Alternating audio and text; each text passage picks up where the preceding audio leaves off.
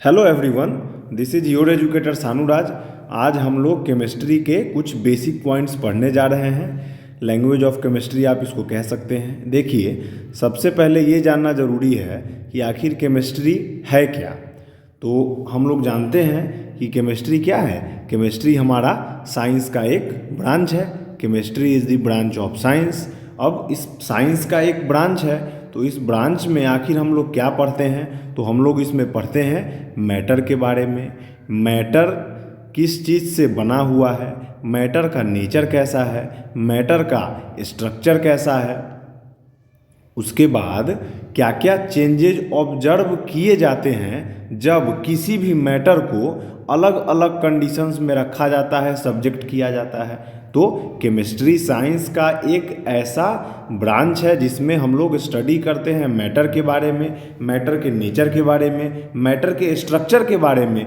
Matter को अलग अलग कंडीशंस में जब रखा जाता है, सब्जेक्ट किया जाता है, तो उसका क्या क्या रिजल्ट, आउटकम और इंटरेक्शंस हम लोगों को देखने को मिलता है, ये सब चीज़ हम लोग पढ़ते हैं। इसके अलावा केमिस्ट्री एक ऐसा ब्रांच है जिसके अंदर हम लोग chemicals, chemical reaction, atom, molecule, elements, compound, इन सब चीज़ों के बारे में भी पढ़ते हैं। ये केमिस्ट्री का बेसिक डेफिनेशन है। इसके बाद हम लोग, अब जब बताया मैंने कि केमिस्ट्री में जो मेन डेफिनेशन है उसको मैंने मैटर के बेस पे बताया। केमिस्ट्री एक ऐसा ब्रांच साइंस का है जिसमें हम लोग elements, compound, chemical reaction, different chemicals, particles, इन सब चीज़ों के बारे में तो पढ़ते ही हैं, लेकिन जो बेसिक डेफिनेशन है कि केमिस्ट्री एक साइंस का ऐसा ब्रांच है जिसमें हम लोग मैटर के बारे में स्टडी करते हैं। मैटर किस चीज़ से बना है, उसका नेचर, स्ट्रक्चर, उसको अलग अलग कंडीशन में रखने पे क्या ऑब्जर्व की जाती है, इन सब चीज़ों के बारे में पढ़ाई होता है। तो आखिर अब ये मैटर क्या है, मैटर का साइंटिफिकली क्या डेफिनेशन है, तो साइंस के भाषा में मैटर ऐसा कोई भी सब्सटेंस जिसके पास की दो रिक्वायरमेंट्स होना चाहिए। पहला है मास और दूसरा है वॉल्यूम। दुनिया का कोई भी सब्सटेंस जिसके पास की मास और वॉल्यूम होगा तो वो मैटर कहलाएगा। Anything which occupy some space, have some volume and contain some mass is called as matter. उसको हम लोग मैटर कहेंगे। जैसे क्या क्या एग्जाम्पल हो सकता है, तो ये चश्मा, इसका कुछ ना कुछ मास होगा, इसका कुछ ना कुछ वॉल्यूम होगा 3 डायमेंशनल स्पेस में, तो ये मैटर है। आपके आसपास का ऐसा कोई भी चीज़ जिसके पास की मास हो और वॉल्यूम हो वो मैटर कहलाएगा। अब इसमें 3 चीज़ आया, सब्सटेंस, मास और वॉल्यूम। तो हम लोग तीनों के बारे में जानते हैं। सबसे पहले मास के बारे में कि आखिर ये मास क्या है। तो मास क्या है, मास का मतलब है the total amount of material content inside a body. एक बॉडी के अंदर में, एक क्लोज सिस्टम के अंदर में जो total amount of matter, stuff, substance या मटेरियल उसके अंदर रहता है, उसी को हम लोग मास कहते हैं। टोटल अमाउंट ऑफ, आप उसको स्टफ कहिए, सब्सटेंस कहिए, मैटर कहिए, मटेरियल कहिए, विद इन एन ऑब्जेक्ट, उसी को मास कहा जाता है। इसका ऐसा यूनिट का बात अगर करिएगा तो इसका ऐसा यूनिट केजी होता है। ये मास का स्टैंडर्ड डेफिनेशन है।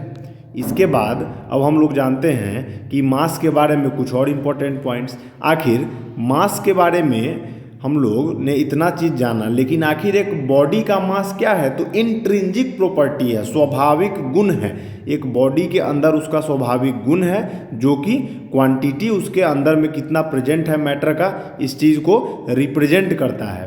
अब फिजिक्स के टर्म में मास का बहुत सारा अलग अलग definition according to the situation, need and the concept of science and physics के हिसाब से उस चीज़ को समझाया जाता है। जैसे अगर आप लोग ग्रेविटेशन चैप्टर पढ़िएगा तो ग्रेविटेशन चैप्टर में मास के बारे में कहा जाएगा कि mass is strength of an objects gravitational attraction to other body. एक बॉडी दूसरे बॉडी को अट्रैक्ट करता है, जिस भी बॉडी में मास होता है। ये ग्रेविटेशन चैप्टर में आप लोगों ने इतना बेसिक्स जाना होगा। तो जो ग्रेविटेशनल अट्रैक्शन होता है तो मास क्या है? मास स्ट्रेंथ है किसी भी ऑब्जेक्ट का ग्रेविटेशनल अट्रैक्शन का, जो कि अदर बॉडीज को अट्रैक्ट करता है। अगर आप न्यूटन्स लॉ ऑफ मोशन पढ़िएगा, उसमें आपको इनर्शिया के टर्म में मास पढ़ाया जाएगा कि mass is the measure of bodies inertia. Body के इनर्शिया का मेजरमेंट करता है मास। जिसका जितना ज़्यादा मास होगा उसका इनर्शिया का मेजरमेंट उतना ज़्यादा आएगा। अब मैटर के बारे में हम लोगों ने मास के बारे में जान लिया, मैटर के अंदर मास आया था। अब मैटर के अंदर मैंने बताया था कि ऐसा कोई भी चीज़ जिसके पास की वॉल्यूम भी हो। तो अब वॉल्यूम क्या होता है? तो वॉल्यूम का मतलब होता है the total amount of 3 dimensional space in the universe occupied by any body. कोई भी बॉडी है, वस्तु है, वो इस 3 डायमेंशनल एस्पेक्ट में जितना 3D स्पेस कवर करता है एक spatial arrangement of 3D structure में, उसी को उसका वॉल्यूम कहा जाता है। Volume is the amount of 3 dimensional space that something contain और फील और ऑक्युपाइज इन द यूनिवर्स। एक यूनिवर्स में इस चश्मा को निकाल करके हम ऐसे रख देंगे तो इस 3D अरेंजमेंट में ये मेरा चश्मा कितना स्पेस ऑक्युपाई कर रहा है, इसी को इसका वॉल्यूम कहेंगे। जनरली लेंथ, ब्रेथ और हाइट के टर्म में 3 डायमेंशनल एस्पेक्ट को बताया जाता है और इसी 3 डायमेंशनल एस्पेक्ट में वॉल्यूम को मेजर किया जाता है, जिसको मीटर क्यूब या फिर सेंटीमीटर क्यूब में रिप्रेजेंट किया हुआ आपको मिलेगा। अब मैटर के बारे में हम लोग जान लिए कि वॉल्यूम और मास के बारे में जान लिए। अब मैटर के ही अंदर एक और वर्ड आया था, सब्सटेंस। What is substance? आखिर सब्सटेंस किसको कहते हैं? और सब्सटेंस के बारे में जब जानिए तो ये भी बताइए कि सब्सटेंस के साथ साथ मटेरियल किसको कहते हैं? क्या सब्सटेंस मटेरियल सेम है?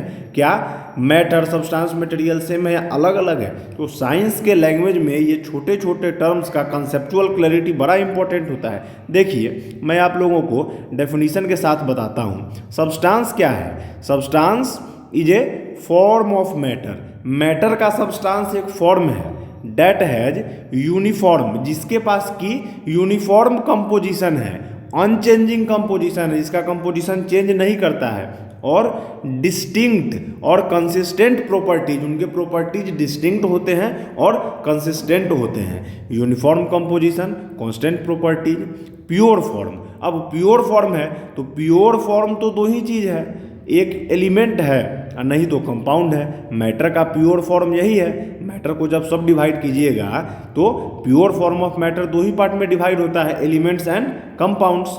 तो सब्सटेंस का प्योर फॉर्म एलिमेंट और कंपाउंड होता है। तो ये सब्सटेंस के बारे में था कि एक मैटर का फॉर्म है जिसका कि यूनिफॉर्म कंपोजिशन होता है और प्रॉपर्टीज कांस्टेंट रहता है थ्रू आउट द सब्सटेंस। मतलब कोई एक सब्सटेंस ले लीजिएगा तो उस थ्रू आउट कंप्लीट सब्सटेंस का प्रॉपर्टी यूनिफॉर्म और कांस्टेंट ही रहेगा। ये नहीं कि उस सब्सटेंस का किसी पार्टिकुलर पॉइंट ए पे कुछ और प्रॉपर्टी आ रहा है और बी पे कुछ और प्रॉपर्टी आ रहा है। अब जब मैटर के बारे में जाने, मैटर में सब्सटेंस के बारे में जाने, वॉल्यूम जाने, मास जाने, अब ऐसा कोई चीज़ है जो कि हमारे आसपास में है लेकिन वो मैटर नहीं है। क्या ऐसा भी कोई चीज़ हो सकता है? हम लोगों ने तो इसकी कल्पना पढ़ाई करते समय उतना दिमाग हम लोग नहीं चलाते हैं, लेकिन मेरे क्लासेस में दिमाग चलाना है आपको। अब खुद बताइए, क्या जो भी चीज़ आपको दुनिया में दिख रहा है हर चीज़ मैटर हो सकता है? तो नहीं, ऐसा नहीं हो सकता है। मैटर होने का रिक्वायरमेंट क्या है कि उसके पास मास होना चाहिए और वो कुछ ना कुछ वॉल्यूम ऑक्युपाई करना चाहिए। ऐसा कोई भी चीज़ जिसके पास मास नहीं होगा और वॉल्यूम ऑक्युपाई 3D स्पेस में नहीं करेगा उसको मैटर नहीं कहेंगे हम लोग। तो मैटर क्या नहीं है? Anything that does not have मास, जिसके पास की मास नहीं होता है, and does not occupy space is not matter, और जो स्पेस ऑक्युपाई नहीं करेगा वो मैटर नहीं कहलाएगा। आखिर वो कौन कौन सा चीज़ है? फॉर्म्स ऑफ एनर्जी, एनर्जी का form, heat energy, light energy etcetera, ये सारा चीज़, साउंड एनर्जी, ये हमारा फॉर्म्स ऑफ एनर्जी है। ये मैटर नहीं है क्योंकि ये 3D स्पेस में कोई स्पेस नहीं ऑक्युपाई कर रहा है। Fundamental forces like gravity, magnetism, magnetic field, electric field, कुछ फेनोमेना, रिफ्लेक्शन, शैडो, रेनबो, ये सब भी हमारा क्या नहीं है? मैटर नहीं है। उसके अलावा intangible things like time, memory, thoughts, emotion, language, sunlight, radio wave, microwave, electricity, ये सारी चीज़ें भी मैटर नहीं है। तो आप लोगों का आप कॉन्सेप्ट क्लियर हो गया होगा कि मैटर क्या नहीं है। अब जब मास का बात आया तो मास और वेट, इनमें भी मैं अंतर बताता हूँ आप लोगों को। आखिर हम लोगों का मास और वेट क्या होता है? तो मास का मतलब हुआ कि amount of matter contained in a body, एक बॉडी के अंदर जो अमाउंट ऑफ मैटर कंटेन रहता है उसी को हम लोग मास कहते हैं। मास कांस्टेंट रहता है हर जगह, मास कभी भी चेंज नहीं करता है। लेकिन वेट क्या है? आखिर ये वेट क्या है? तो weight is a force by which a body get attracted towards the center of the earth due to gravitational force। धरती के सेंटर के तरफ, केंद्र के तरफ जिस फोर्स से आपको अट्रैक्ट किया जाता है वही आपका वेट होता है। Weight is the force exerted on that matter. अब जो मैटर आप यहाँ पे पढ़े कि मैटर क्या है, तो मैटर का मतलब तो हो गया कि जो भी आपके आसपास का चीज़ है जिसके पास की मास है और वॉल्यूम है, और मास का मतलब हो गया कि mass is the amount of matter in an object. एक ऑब्जेक्ट के अंदर कितना मैटर प्रेजेंट है वो मास रिप्रेजेंट कर रहा है। लेकिन वेट क्या है? तो वेट एक फोर्स है जो कि एक्सर्ट किया जाता है उसी मैटर पे, वही मैटर पे। ये जो मैटर, अमाउंट ऑफ मैटर, मास क्या है? मास अमाउंट ऑफ मैटर है, और यही अमाउंट ऑफ मैटर, जो मैटर एक ऑब्जेक्ट के अंदर प्रेजेंट है, उस मैटर पे, जो ऑब्जेक्ट के अंदर प्रेजेंट है, उस पे जो फोर्स लगता है ग्रेविटी के द्वारा, उसी को वेट कहा जाता है, जो कि लोकेशन के साथ वेरी करता है।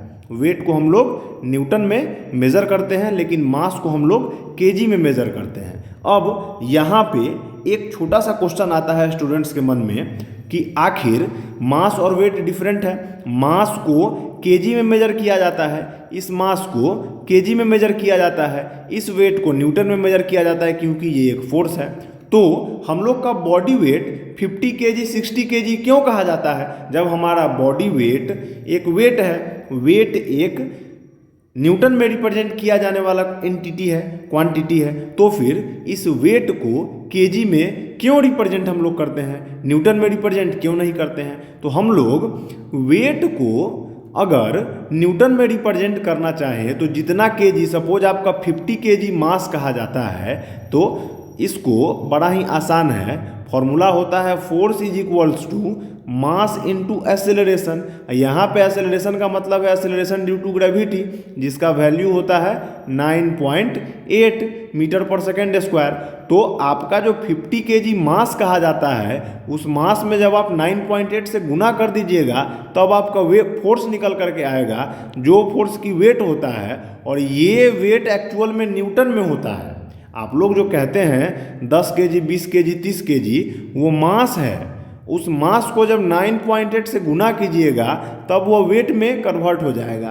तब आखिर बोलचाल के भाषा में क्यों वेट बोला जाता है, मास क्यों नहीं बोला जाता है? उसका कारण ये है कि हम लोग अर्थ पे रह रहे हैं, अर्थ का एक फिक्स्ड लोकेशन में हम लोग रह रहे हैं, और एक फिक्स्ड जगह पर इस जी का वैल्यू फिक्स रहता है, वेरी नहीं करता है। तो अगर आप कोई 5 किलो का ऑब्जेक्ट ले लीजिए और कोई 20 केजी का ऑब्जेक्ट ले लीजिए, तो 5 केजी वाले ऑब्जेक्ट का मास 5 केजी, और सपोज डैट 10 केजी वाले ऑब्जेक्ट का मास 10 केजी, तो इसका वेट और मास अगर अलग अलग रहता तब ना रिप्रेजेंट करते। एक फिक्स जगह पे इस दोनों का अगर हम लोग निकालने जाएं वेट, तो इस 5 केजी वाले में भी आपको 5 इंटू 9.8 करना पड़ेगा, और इस 10 केजी वाले में भी 10 इंटू 9.8 करना पड़ेगा।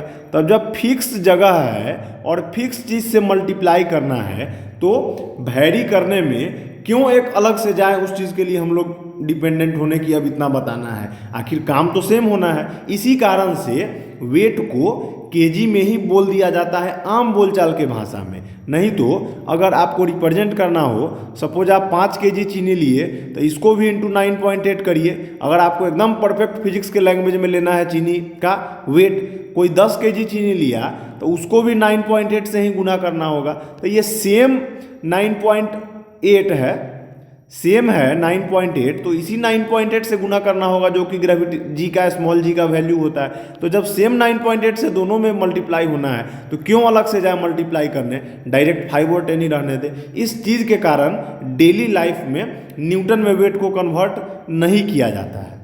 आप कर सकते हैं।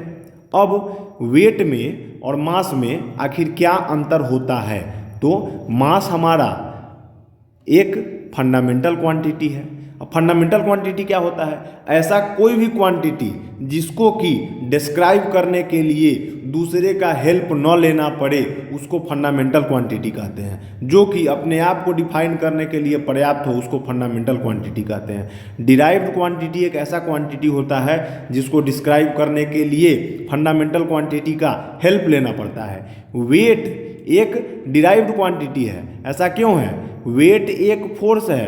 अब फोर्स का फॉर्मूला होता है मास गुना एक्सेलरेशन। तो इस फोर्स को या वेट को बताने के लिए मास या एक्सेलरेशन दोनों का नीड लेना पड़ा, इसीलिए ये वेट एक डिराइव्ड क्वांटिटी है। लेकिन हमारा मास एक फंडामेंटल क्वांटिटी है क्योंकि इस मास को डिफाइन करने के लिए किसी अदर क्वांटिटी का हेल्प नहीं लेना पड़ता है। तो ये था फंडामेंटल और डिराइव्ड में डिफरेंस। ऐसे टोटल 7 फंडामेंटल क्वांटिटी है जो कि हम लोग किसी नेक्स्ट क्लास में जब फिजिक्स का बताऊंगा तब बताऊंगा। यहाँ पे मैं मास और वेट में डिफरेंस बता रहा हूँ। तो मास एक फंडामेंटल क्वांटिटी है और वेट एक डिराइव्ड क्वांटिटी है। उसके बाद ये मास का कॉलम है, यूनिट मास का केजी होता है और वेट का न्यूटन होता है। मास कांस्टेंट रहता है और वेट वेरिएबल रहता है। वेरी किसके अकॉर्डिंग करता है, according to value of G, gravitational force, या जी का वैल्यू जैसे जैसे चेंज होगा वैसे वैसे वेट चेंज कर जाएगा, क्योंकि m इंटू जी ही तो आप कर रहे हैं, तो जी का वैल्यू चेंज होगा तो यह वेट भी चेंज हो जाएगा। इसके अलावा ये मास वाला कॉलम है, मास स्केलर है। स्केलर का मतलब है कि इसके पास कोई डायरेक्शन नहीं है, लेकिन आपका जो वेट है वह वेक्टर है। वेक्टर क्यों है, क्योंकि वेट का डायरेक्शन होता है towards the centre of the earth, तो इसमें डायरेक्शन डिफाइन करना है, इसीलिए ये वेक्टर क्वांटिटी है। स्केलर क्वांटिटी ऐसा क्वांटिटी जिसमें कि डायरेक्शन ना हो, और वेक्टर क्वांटिटी ऐसा क्वांटिटी जिसमें कि डायरेक्शन हो। जैसे कि स्पीड स्केलर क्वांटिटी है, आपको डायरेक्शन नहीं बताना है, लेकिन फोर्स ये एक वेक्टर क्वांटिटी है, इसमें आपको डायरेक्शन बताना है कि फोर्स किस दिशा में लग रहा है।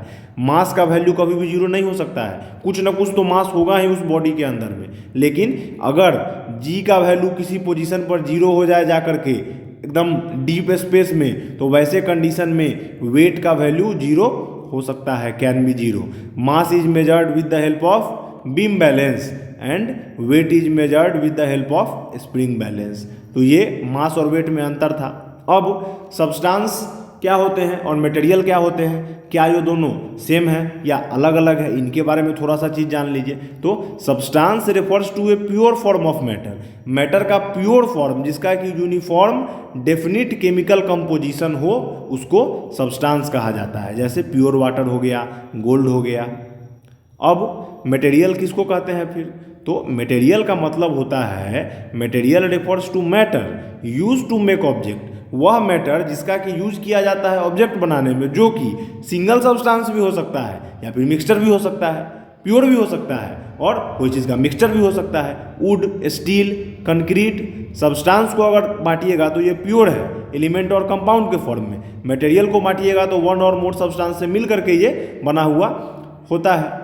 इसके बाद सब्सटेंसेस का देखिए तो substance O2, water, iron, salt, NaCl ये सब सब्सटेंस है। लेकिन अगर मटेरियल का बात कीजिएगा तो material steel, would, plastic, fibre ये सारा चीज़ मटेरियल्स हो सकते हैं।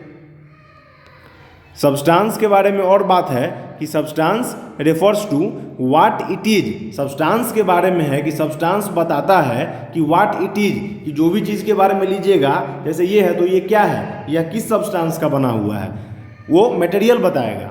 और इस चीज़ का क्या यूज होगा ये भी मटेरियल बताएगा। तो substance refers to what it is but material refers to what it can be used for. उसका यूज किस चीज़ में होगा वो मटेरियल बताएगा।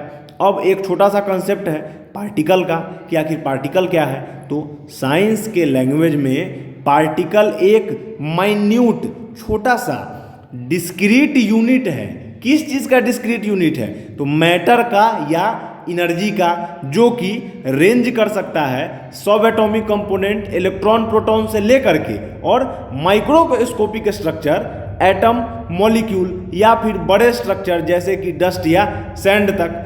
अब इसमें एक वर्ड आया डिस्क्रीट। इस डिस्क्रीट का क्या मतलब है? डिस्क्रीट का मतलब होता है नॉट कंटिन्यूअस। अब 1, 2, 3 इंडिपेंडेंटली अगर किसी चीज़ का वैल्यू हो तो वो डिस्क्रीट कहलाएगा, लेकिन अगर कोई चीज़ कंटिन्यूअस है तो वो डिस्क्रीट नहीं कहलाएगा। जैसे 1 के बाद 2 ये डिस्क्रीट वैल्यू हुए, लेकिन कंटिन्यूअस वैल्यू का मतलब होता है 1 के बाद 1.1, 1.2 अप टू 1.9 से लेकर के 2 तक। तो डिस्क्रीट का एक्चुअल में मतलब होता है not continuous. Thing which is not continuous is discrete. तो पार्टिकल एक माइन्यूट डिस्क्रीट यूनिट होता है मैटर या एनर्जी का, जो कि माइक्रो टू माइक्रोस्कोपिक लेवल्स के चीज़ों में वैरी करता है। तो साइंस के लैंग्वेज में यही था पार्टिकल का डेफिनेशन। इसके बाद पार्टिकल्स के बारे में ऐसा कहा जाता है कि particles are foundational component of physical world. हमारे इस फिजिकल वर्ल्ड का फाउंडेशनल कंपोनेंट होता है particle, forming everything from simple atom to complex structure. Simple atom से कॉम्प्लेक्स स्ट्रक्चर तक हर चीज़ अलग अलग पार्टिकल्स से मिल करके बना हुआ है। अब ये तो पार्टिकल का डेफिनेशन था। अब हम लोगों ने मैटर के बारे में पढ़ा कि मैटर क्या होता है, तो जिसके पास मास हो, जिसका वॉल्यूम हो।